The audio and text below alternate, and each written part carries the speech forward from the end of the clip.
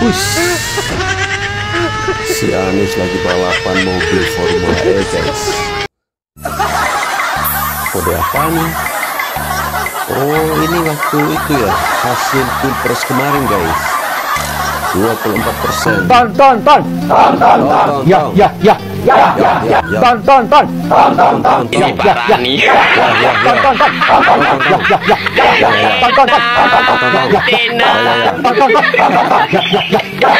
Setelah ditangkapnya Tom Lembong menjadi tersangka korupsi 400 miliar, kini berita itu pun menyerempet kemana-mana. Salah satunya uang hasil korupsi itu digunakan untuk dana kampanye waktu Anies maju sebagai calon presiden. Mari kita baca salah satu postingan dari netizen di TikTok ini ya.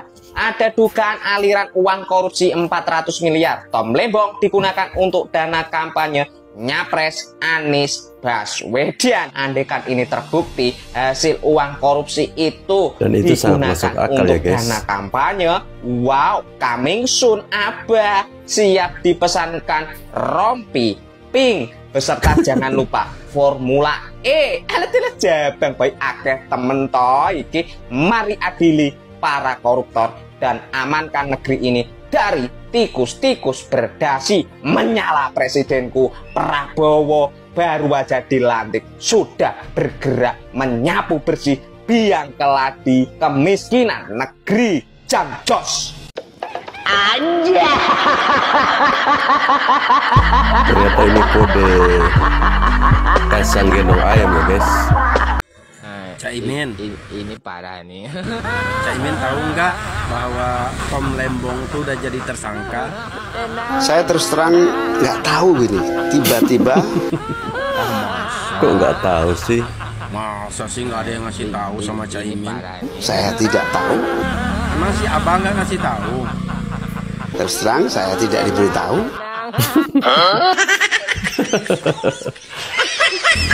Kan Caimin sama abah bestinya, masa nggak tahu? Ini parah. Dan saya bahkan bertanya-tanya, kenapa kok saya tidak diberitahu? Beneran belum dikasih tahu? Terus terang saya tidak diberitahu. Sampai hari ini belum dikasih tahu? Sampai hari ini saya nggak tahu. Masya Allah.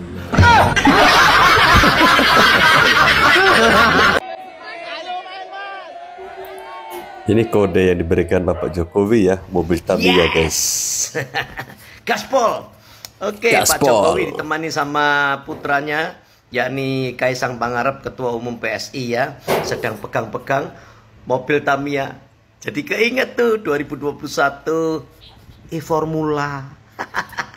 Masih ingat Anies? Nah, saya baca dari Manado Post ya, yang terbit hari Rabu tanggal 8 Desember 2021 ya, negara berpotensi mengalami kerugian akibat Formula itu 2,4 triliun guys. Masih ingat siapa gubernurnya? Wow, lebih besar dari Tom Lembong ya. Betul. Si Anies Baswedan. Triliun, guys. Nah, sebentar lagi ya, nyusul tuh sama Tom Lembong ya, pakai baju oranye. Indonesia harus bebas dari korupsi. Yang setuju kasih kolom komentarnya, komen. Waktu Yang setuju komen ya Mas guys. Gibran menyebut nama saya untuk pertama kalinya, terus Ini saya Tom langsung Lembong beku versi ada kayak kumis dan jenggot ya. Frozen. Dan Frozen. berpikir, did he really just say that? Apakah dia benar-benar barusan mengatakan itu? Saya pikir salah dengar, ya kan? Kedua, saya mulai tepuk-tepuk diri. Saya pikir saya ketiduran di mobil, Padahal dan ini mimpi, ya kan? Tapi ternyata ini nyata, gitu kan? Nah, itu waktu beliau singgung nama saya pertama kali. Waktu beliau singgung nama saya untuk kedua kalinya, yang terjadi di otak saya adalah banjir memori-memori indah. asik. Banjir memori. Buat Falco Ngoe Channel, sukses terus ya channelnya. Semoga semakin ramai. Buat teman-teman jangan lupa like, comment, and subscribe. Oke? Halo guys, jumpa lagi bersama saya di Falco Ngoe Channel ya.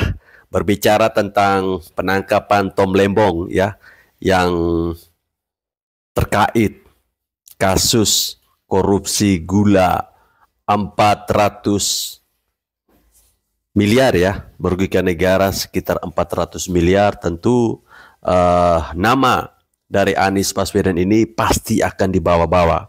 Karena kemarin sudah kita ketahui bersama, di saat Pilpres, Tom Lembong ini punya jabatan penting, Wakil Ketua Umum Timnas pemenangan Anies Amin. Ya, secara tidak langsung pasti Tom Lembong ini ada sumbangsi sedikitlah dana untuk kampanye. Ya, kalau teman-teman perhatikan saat kampanye kemarin, bahkan si Anies ini sempat naik jet pribadi ya. Mungkin itu hasil sewaan dari uang haram ya. Uang kasus impor gula tahun 2015-2016. Makanya tidak heran kalau mereka itu tidak bisa memenangkan Pilpres karena dana yang dihasilkan atau dana yang dikumpulkan itu ternyata dari uang haram, hasil korupsi ya, yang merugikan negara 400 miliar. Ya, sekarang mungkin si Anies lagi ketar-ketir. Ya, dia ketakutan bagaimana sesaat setelah Tom Lembong ditetapkan sebagai tersangka, Bapak Jokowi bersama anaknya Kaisang Pangarep memegang mobil Tamiya. Ya, mungkinkah ini sebuah kode bahwa akan ada tersangka berikutnya yang berkaitan dengan Formula E. Kita ketahui sendiri Formula E ini pernah diduga mengalami kerugian sebesar 2, berapa triliun gitu. Ya, nilai yang sangat fantastis menurut saya. Tapi kan saat itu Anies berkelit ya. Ya, sekarang di zamannya Bapak Prabowo, para koruptor-koruptor mulai ketar-ketir.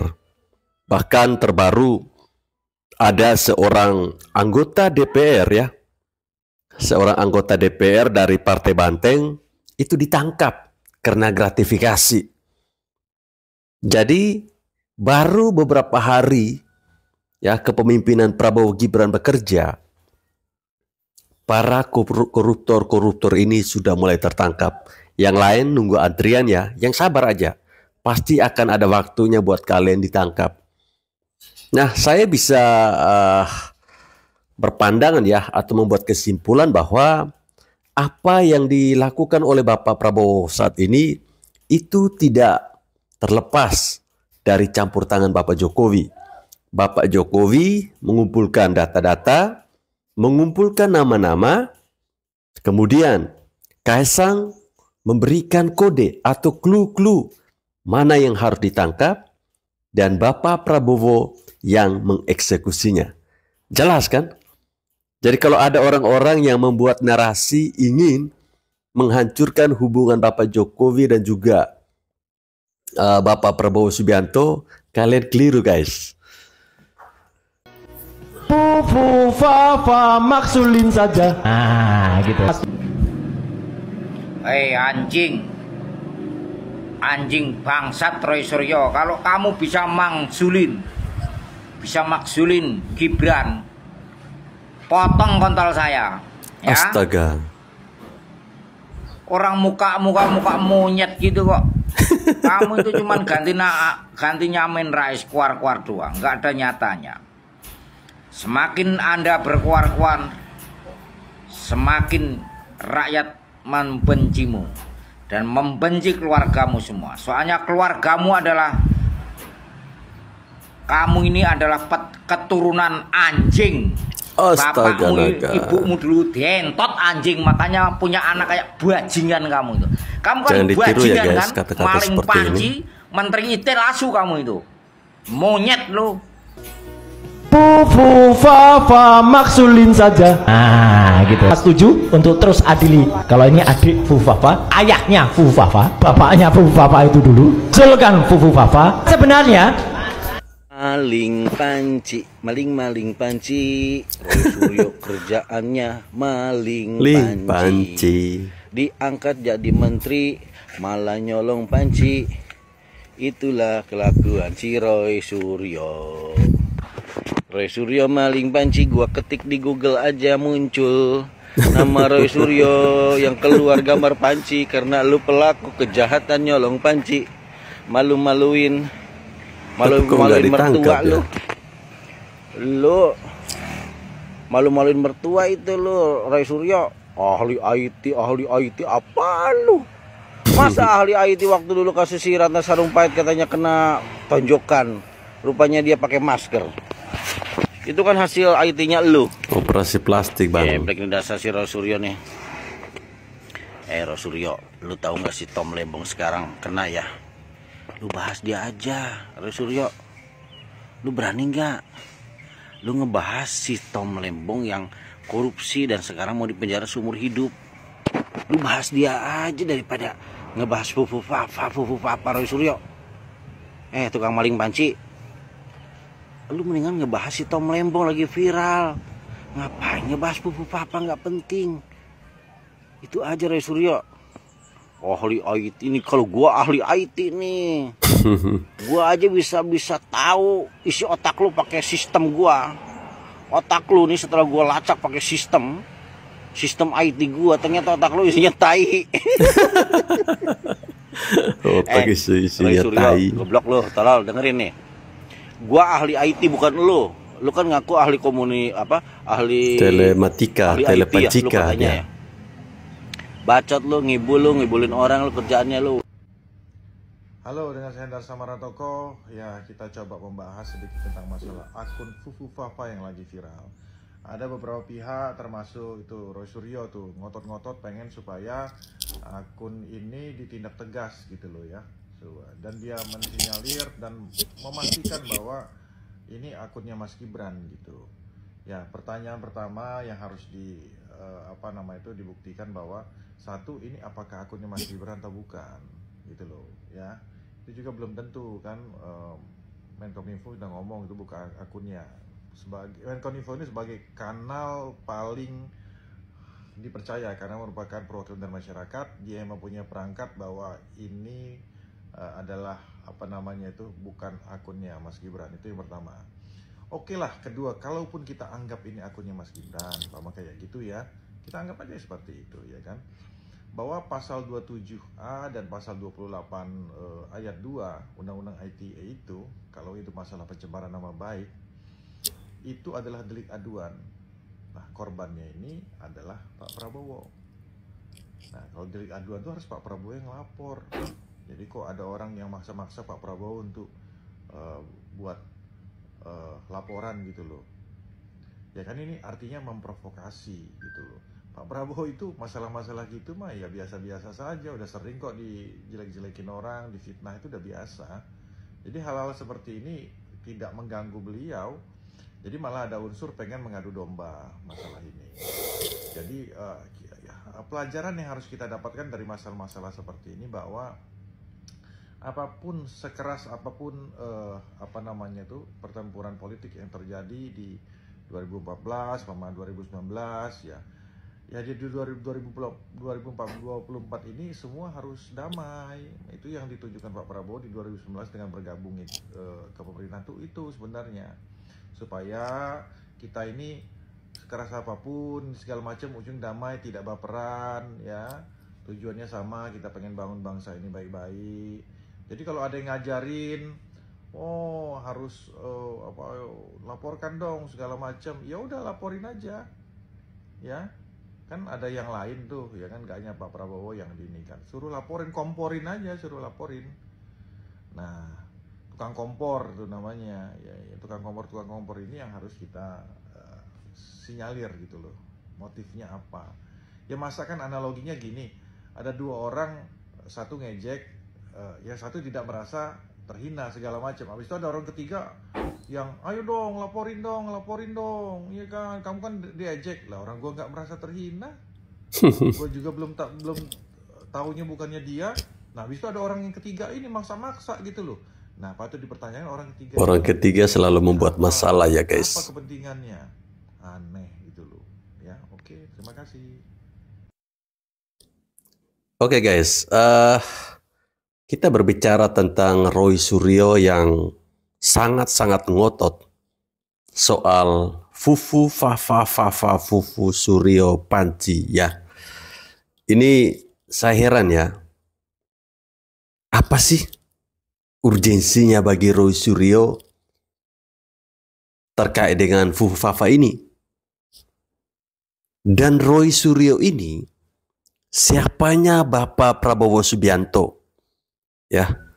Seolah-olah dia ini tercatat dalam kartu keluarganya Bapak Prabowo.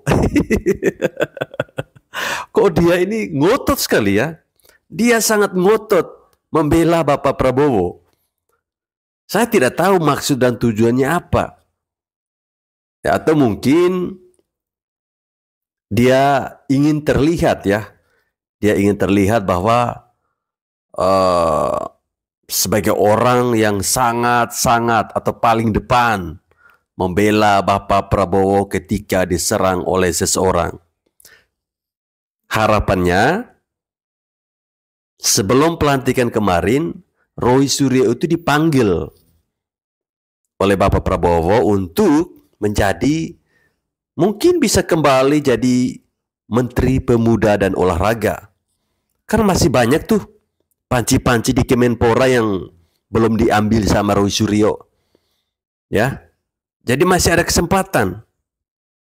Tapi kan Pak Prabowo tidak segoblok seperti yang dibuat oleh Roy Suryo. Tujuan dan maksud dari Roy Suryo ini kan mau memecah belah hubungan antara Bapak Prabowo dan Mas Gibran Rakabuming Raka. Tapi sudah terlambat. Apa yang kau buat itu semuanya sia-sia. Jadi tidak heran kalau si Bapak Kumis tadi habis-habisan mengatain Roy Suryo dengan kata-kata yang sangat kotor, yang seharusnya tidak wajar dia dapatkan kata-kata seperti itu. Apalagi si Roy Suryo ini sudah tua. Tapi kelakuannya ini udah mulai mirip-mirip si Seguni Amin Rais ya. Sudah mulai mirip. Gagah banget cuy, gagah banget. Yang kemarin dibilang orang pelanga-pelongo ternyata sekarang jauh lebih gagah. Dan yang lucunya orang-orang yang ngatain itu sekarang nggak jadi apa-apa. Masih koar-koar. Baris berbaris, kumpul di suatu ruangan, mereka terus teriak-teriak. Siapa ya? Penjarakan ini, penjarakan itu, Fufu Fafa, Fifi Fafa, Fufu Fafa, gitu. Nah, sekarang yang diteriak-teriakin dengan gagahnya pakai baju militer, diangkat menjadi wakil presiden. Makin panas nggak itu? Ya, ini Dr. Tifa, kamu bilang bahwa wakil presiden kita, ya Mas Gibran Rakabuming Raka itu punya permasalahan dengan kejiwaan dan lain sebagainya. Artinya tidak layak untuk menjadi wakil presiden. Ya, masalah dengan kejiwaan itu si Tifa anjing itu. Kejiwaan itu adalah Anda. Kamu Tifa. Coba kamu ke psikiater. Kamu cek deh. Jangan banyak mengoreksi orang lain, tapi coba koreksi dirimu. Kamu terlalu halu. Sibuk sekali dengan orang lain. Coba kita pelajari dari statement-statement yang kamu buat. Ya, statement-statement yang kamu buat itu semuanya halu, di luar konteks nalar manusia. Ya, jadi kalau yang punya kejiwaan, kalau bilang saya bilang kamu stres, depresi, ya kamu gitu. Ya stres lah bang. Kamu tuh dokter yang udah. Kenapa dokter kurang kerjaan, bangsat. Tidak bisa memperbaiki hukum di Indonesia? Saya marahnya ke Banteng. Karena Banteng itu parpol pendukung. Banteng itu parpol yang menguasai parlemen, duduk di DPR RI untuk mengesahkan dan membuat undang-undang. Tugas Jokowi sebagai presiden, kepala pemerintahan itu untuk pembangunan, mengawasi kepala daerah sampai kepala daerah ini juga harus kerja. Sedangkan kepala daerah ketika Jokowi menang itu semuanya dari Banteng. Lah saiki nek Jokowi kerja dewe ora diewangi bawahannya yang dari Banteng itu. Bahkan Dari parlemen yang dikuasai oleh Banteng itu juga tidak membantu dia. Operak muntap atimu, Saiki saatnya pembalasan kepada Banteng. Ketika 10 tahun Joko dibiarkan sendirian untuk membangun bangsa, sedangkan antek-antek Banteng yang berada di daerah di kabupaten hanya melakukan apa? Melakukan setoran saja kepada mak Bantengnya, kepada parpolnya. Mulakno saiki Banteng harus dihancurkan. Kenapa? Karena dia tidak membantu Jokowi selama 10 tahun. Paham? Kenapa saya marah sekali? Karena saya sangat tidak senang ketika Jokowi harus memimpin Indonesia 10 tahun sendirian, padahal dia punya partai pendukung, dia punya Banteng, tapi dia tidak bekerja sama. Itu yang membuat saya muak ya. Tunggu setelah tidak menjabat lagi sebagai presiden, Jokowi bisa ngapain? Duduk santai di rumah lah. Itu kata orang-orang pemuja kebencian dan yang selalu menyebar fitnah. Iya kan? Dikatakan pula Jokowi mau ngapain setelah tidak menjabat sebagai presiden. Harusnya kan ini dibalik. Kan begitu? Setelah Bapak Jokowi tidak lagi menjabat sebagai presiden Republik ini, mereka semua pemuja kebencian dan penyebar fitnah itu bisa ngapain? Apalagi yang mau mereka lakukan untuk cari makannya? Iya kan? Karena Pak Jokowi sudah tidak lagi presiden, sudah tidak lagi bisa dihina, sudah tidak lagi bisa dipitnah dan dicaci. Jadi mereka bisa ngapain? Hah? Apalagi yang mau mereka lakukan setelah Pak Jokowi tidak lagi menjabat sebagai presiden? Kalau Pak Jokowi setelah tidak jadi presiden Republik ini pun, beliau tetap dilindungi oleh undang-undang dan negara. Ya, fasilitas tetap diberikan oleh negara kepada beliau. Baik itu fasilitas kesehatan dan keamanan. Ya. Karena apa? Mantan presiden dan wakil presiden pun tetap dijaga oleh pas pampers. Kan begitu? Masih dilindungi jadi pemuja-pemuja ya, kebencian dan penyebar fitnah itu semua bisa ngapain lagi? Hah? Mau ganti memfitnah, mencaci, menghina Pak Prabowo? Maaf, beda gaya kepemimpinannya, ya. Pak Prabowo orang tegas dan keras. Pak Jokowi orangnya tegar dan santai. Ya, masuk. Saya juga mau lihat. Berani apa enggak kalian menghina, mencaci, memaki, dan memfitnah Pak Prabowo Subianto? Mana berani mereka? Makanya tak usah kalian tanya, Pak Jokowi mau ngapain setelah tidak jadi presiden? Kalian pikirkan nasib kalian. Mau jadi apa kalian setelah Pak Jokowi tak lagi presiden? Hah? Apalagi kalian buat cari makan kalian? Iya kan? Mau dihina Pak Jokowi, dia bukan pejabat lagi. Pasti nggak tenar lah, ya kan? Nggak terkenal. Kan begitu. Makanya nggak usah kalian tanya, Pak Jokowi bisa ngapain? Tahu semua. Yang tukang fitnah itu mau ngapain lagi? Hah? Paling mereka tambah stres, ya, kan? Ya. Kalau Pak Jokowi pensiun berhenti jadi presiden, gajinya full dia terima sepanjang masa hidupnya. Ya. Berapa gaji dia selama menjabat sebagai presiden, setelah dia tidak presiden pun gaji itu akan tetap full dan sama dia terima. Dan fasilitas yang sama. Kalian? Mau ikut Amin Rais? Hah? Ikut Anies Baswedan buat partai? Ikut Faisal Assegaf? Atau ikut Rizik Syihab? Hah? Mau ikut siapa kalian yang suka memfitnah, menghina dan mencaci itu? Makanya jangan kalian pikirkan nasib orang yang udah dijamin oleh negara. Ya, pikirkan kau nasib semua, sendiri. pikirkan nasibmu dan keluargamu. Kalau Pak Jokowi setelah tidak presiden lagi pun dia tenang sampai akhir hayatnya. Ya, karena itu tadi semua fasilitas untuk keperluan Bapak Jokowi ditanggung oleh negara.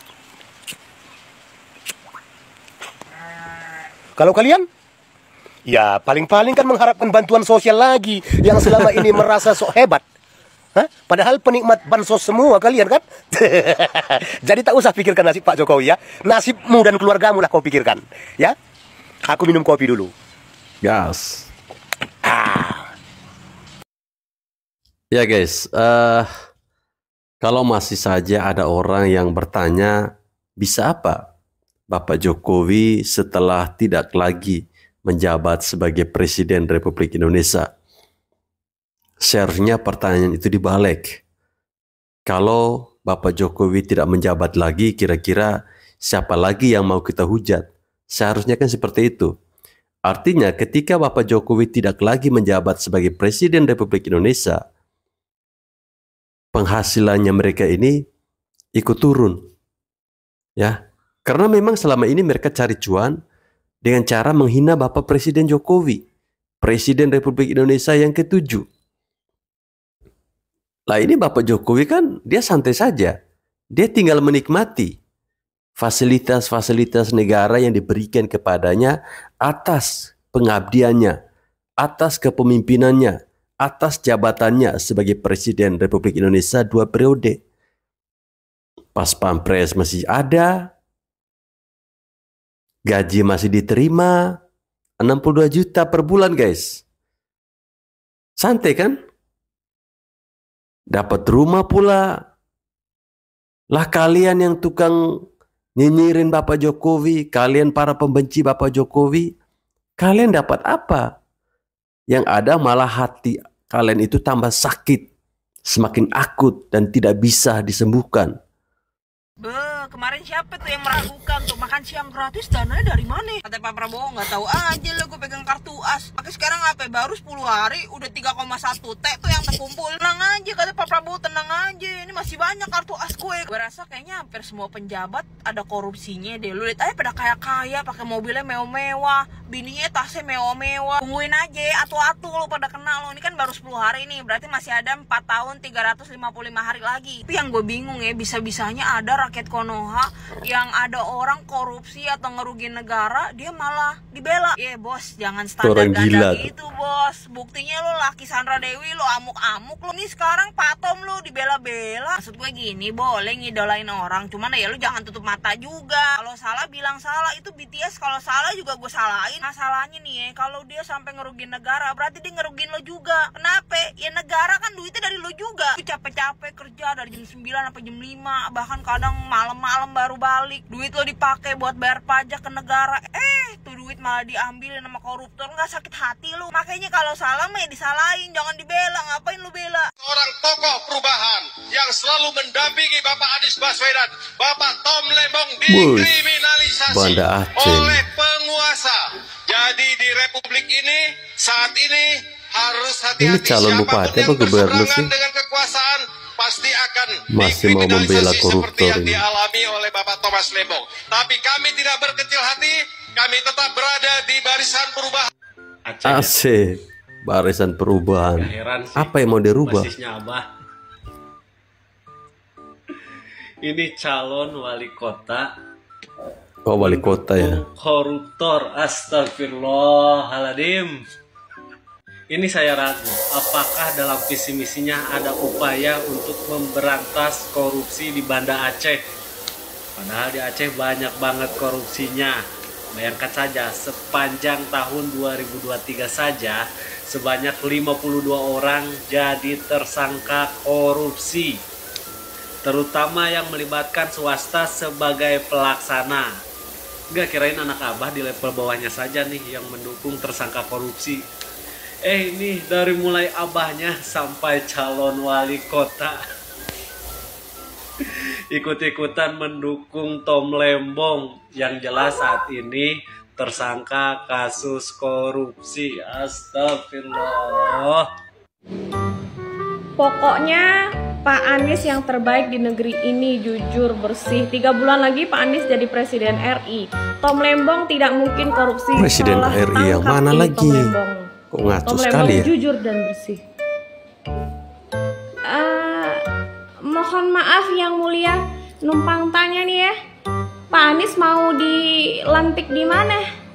Mau jadi presiden Yaman kali ya? Di mana gitu?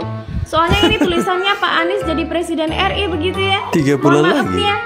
Baru ini 1 minggu ini banget Pak Presiden Republik Indonesia yang ke-8 Pak Prabowo Subianto baru dilantik jadi Presiden RI. Lah kenapa 3 bulan lagi diganti sama Pak Anies? Apa perkaranya? Abang ini mau kudeta apa gimana? Apa nggak bisa antri dulu gitu, tunggu 5 tahun gitu? Nah ujuk-ujuk ngebelain koruptor, seharusnya abang ini ya bisa menghargai proses hukum yang sedang berjalan. Lah ini perginya kemana-mana. Kenapa bisa jadi Pak Anies Presiden RI 3 bulan lagi? Jadi udah dirubah lagi undang-undangnya. Di RI itu menjabat presiden cuma 3 bulan. Begitu. Numpang tanya ya yang mulia. Ya guys, saya menanggapi terkait dengan calon wali kota yang ada di Banda Aceh ya. Bagaimana seorang calon wali kota ya mendukung, mendoakan koruptor. Tentunya yang mereka doakan itu adalah seorang Tom Lembong. Ya, memang jelas ya bahwa si Abah dan juga anak-anak Abah ini mereka kompak. Ya, kerja sama timnya bagus sekali. Jadi satu sakit semua. Mungkin calon wali kota ini waktu Pilpres kemarin juga kecipratan uang 400 miliar dari Tom Lembong kali ya. Makanya dia tidak ada rasa malu sedikit pun membela Tom Lembong yang sudah jelas-jelas ya korupsi yang merugikan negara 400 miliar. Ini kok jadi kayak gini sih calon wali kota ini? Ya buat masyarakat di Banda Aceh, kalau Anda melihat calon-calon seperti ini, abaikan saja ya. Pilihlah orang yang lebih kompeten ya, yang lebih cocok untuk memimpin Banda Aceh, khususnya di wali kota itu. Lah ini masa wali kota mau bela orang yang koruptor, mau jadi apa Banda Aceh nantinya? Kemudian ketika ada sebuah tulisan ini yang sangat lucu ya. Katanya apa nih? Pokoknya Pak Anies yang terbaik di negeri ini, jujur, bersih. 3 bulan lagi Pak Anies jadi Presiden RI. Tom Lembong tidak mungkin korupsi, salah tangkap. Ini Tom Lembong jujur dan bersih. Waduh, ini cara otaknya taruh di mana sih? Otaknya taruh di dengkul ya? Apa dia ini kurang nonton TV kali ya? Tinggalnya mungkin dalam goa kali ya? Dia baru keluar dari goa kali ya? Dia lupa kalau Presiden RI sekarang sudah ganti dan sudah dilantik tanggal 20 Oktober kemarin. Lah ini dia bilang 3 bulan lagi. Oh, jangan-jangan kemarin waktu pelantikan itu kenapa si Anies datang? Mungkin si Anies berharap dan juga wabahnya ini ya, wakil-wakil abahnya ini berharap supaya Anies itu bisa menggantikan Mas Gibran kali ya. Sorry ye.